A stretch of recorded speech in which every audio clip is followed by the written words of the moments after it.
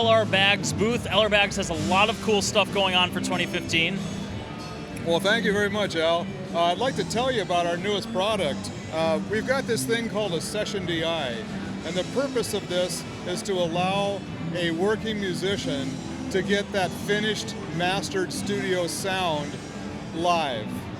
When we were doing our videos, we learned from the end result was actually better than what we tracked.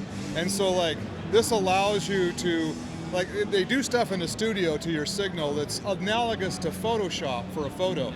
So they really mess with it, but you don't hear it, they're so good. So we learned the two major tools that most of the mixing engineers use in a studio, and we leverage this and put it into a DI, so a gigging musician can go to a gig and in a way like have a professional mixing musician to be his front of house guy. So the two specific tools that we've found is one we call saturation, which is basically distortion, but it produces harmonics and interest, and it makes it warmer and richer and kind of fills it out, and so it's creating some harmonics from the signal. And then the second one is what we call comp EQ, which is a multi-band compressor. So you can think of it like a 3-band touch-sensitive EQ. So it tracks you.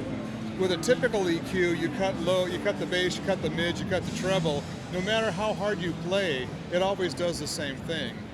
This is a similar idea, but each one is like a shock absorber. So it's a 3-band EQ you set, and you just dial it up, dial it down, and to your touch. Yeah. So when you're playing soft, it does one thing. When you're playing hard, it clamps those unpleasant frequencies and really releases the guitar. So you wouldn't think that something called compression could make a guitar sound bigger, but it actually does. It really opens up the sound. Wow, yeah, that's wild. I'm used to compression being kind of a restrictive kind of guitar sound. Right. Especially on electric guitar, you know, it creates harmonics and does some cool stuff, but it kind of sits on it. But this is only narrow, so there's one at the bass, one on the mid-range, and one on the treble that just kind of makes things freer and more open, lets the good stuff through while it's sitting on the stuff that you don't necessarily want to hear. But it's dynamic and it's interesting, and it's more touch sensitive, so it's more fun to play. Awesome, very cool. So what kind of player is going to be looking for this? Well, I'd say everywhere from a coffee house musician to professionals. Right now, Ricky Skaggs is out using it on tour, and a guy by the name of Justin Weaver that plays for Winona, he helped us beta test this thing. He's using it on tour, so you know he's got a good front of house guy. So it works in stadiums, it works in coffee houses.